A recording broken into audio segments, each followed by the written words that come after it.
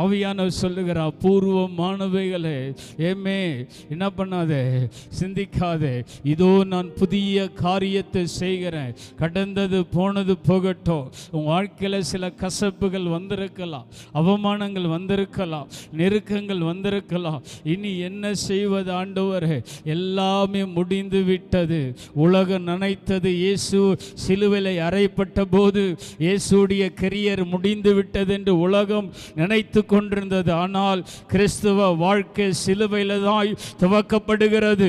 எனக்கு அன்பான பிள்ளையே, எந்த இடத்துல நீ இருக்கிறாயோ, எந்த குடும்பத்தில் உனக்கு ஏமே பிரச்சனை மேலே பிரச்சனை வருகிறதோ, கர்த்தரை ஆராதிக்கிறாய் அல்லவா, ஆண்டவருடைய பிள்ளையாய் வாழ்கிறாய் அல்லவா, ஏன் எனக்கு இந்த நெருக்கம், ஏன் எனக்கு இந்த இடர்பாடல், எவ்வளவோ ஜெபம் பண்ணுகிறேன். தேசத்தை பார்த்து, தேசத்தில் நடக்கிற அருவருப்புகளை பார்த்து பெருமூச்சு விட்டு கதறுகிறாய்.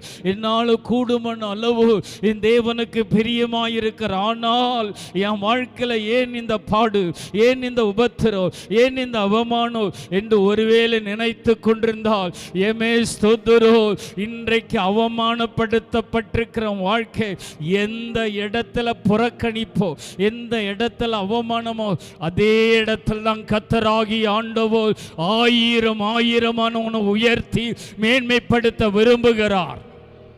ஆனா நம்ம என்னத்தம்மா செய்யணும்? நீ என்ன எடுத்துக்குவா, நீ எதுவும் செய்யாத. பக்கத்தவங்களை பார்த்து சொல்லுங்க, நீ எதுவுமே செய்ய வேணாம். சொல்லுங்க, நீ எதுவுமே செய்ய வேணாம், நீ சும்மா இருந்தா போதும். அதை நம்ம நாட்டுடைய பெண்கள் கண்கள்ன்னுவாங்க தெரியுமா? பெண்கள் கண்கள், அவங்க வாய் எப்பயுமே என்ன பண்ணாது, சும்மாவே இருக்காது. சும்மா இருக்கிறது அவ்வளோ ஈஸியும் கிடையாது. நம்ம ஆளுக்கு பேசி பேசி பழகப்பட்டவங்க. ஆனால் ஆண்டவருடைய சமூகத்தில் நீ செய்ய வேண்டியது ஒன்றே ஒன்று தான். நீ சும்மா இரு. என்ன பண்ணு? எதுவுமே பேசாத. கர்த்தர் கிரியை செய்யணும்னா நீ சும்மா இருக்கணும். கர்த்தர் கிரியை செய்யணும்னா நீ சும்மா இருக்கணும். நான் யார் தெரியுமா? என் பேக்ரவுண்டு யார் தெரியுமா? அவர் யார் தெரியுமா? உன்னை யாருன்னு தெரியும்? நம்ம வணங்குற தெய்வம் யார் தெரியுமா? ராஜாக்கள் மேலே ராஜாதி ராஜாவர். அல்லேலூயா, அல்லேலூயா. உன்னை எந்த இடத்துல எப்படி உடைக்கிறார் என்றால் சும்மா இல்லை, ஏதோ ஒரு ப்ரமோஷன் உனக்காய் கர்த்தர் வெயிட் பண்ணி வைத்து கொண்டிருக்கிறார் என்பது அர்த்தம். அல்லேலூயா. உன்னை அவமானப்படுத்துவது தேவனுடைய திட்டம் அல்ல. Is not the God plan. Something happen. Why? You believe in the God. ஆண்டவரை விசுவாசிக்கிற தேவனுடைய பிள்ளையே, மகிமை வருவதுக்கு தான் சிறைச்சாலையில் யோசேப்பு விடப்பட்டான். 7 வருஷம் வனாந்தர வாழ்க்கையில் பவுல் விடப்பட்டான். ஆசியா கண்டத்தை அசைப்பதுக்கு.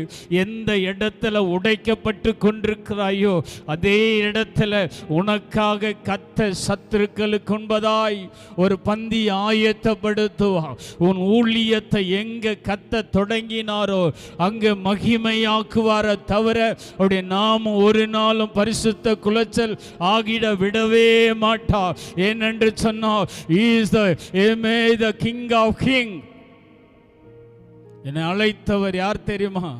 என்னை தெரிந்து கொண்டவர் யார் தெரியுமா? நான் பெருமையோடு கூட சொல்லுகிறேன், நான் உலகத்தானுக்கு சொந்தம் இல்லை, நான் பரலோக ராஜ்யத்துக்குரியவன், நான் தேவனால் அழைக்கப்பட்டவன். Is not the ordinary person. ஏமே காட் சூஸ் ஃபார் யூ. ஏமே ஆண்டவர் உன்னை தெரிந்து கொண்ட நோக்கம் நிறைவேறும் போது தான், கர்த்தர் உன்னை நடத்தி வர பாதைகளை ஏமே நினைக்கும் போது தான் பாடுகள் வரும், உண்மை. அவமானங்கள் வரும், உண்மை. யாருமே உன்னை கேர் எடுத்துக்க மாட்டார்கள், உண்மை. ஆனால் 7 கண்கள் உடையவரோ ஏமே உன்னையே பார்த்து கொண்டிருக்கிறவர். ஆபத்து வரும்போது உனக்காக கர்த்தர் வழக்காடுவார், வழக்குகளை கொண்டு வருவார், நீதியை நிறைவேற்றுவார், நித்திய ராஜாவாய் வெளிப்படுவார். உன்னை அவர் தன்னுடைய குமார்த்தியாய் தெரிந்து கொண்டார். அவர் தெரிந்து கொள்ளும் போது ஏமே தாம் பரிசுத்த இரத்தத்தை கொடுத்து விலைக்கரியமாய் மீட்டு கொண்டார். அதனால தான் சொல்லுகிறேன், நீ தேவனுடைய பிள்ளை. எத்தனை பேர் காலையில இருந்து ஜெபிக்கிறீங்க? தோத்துறோம்.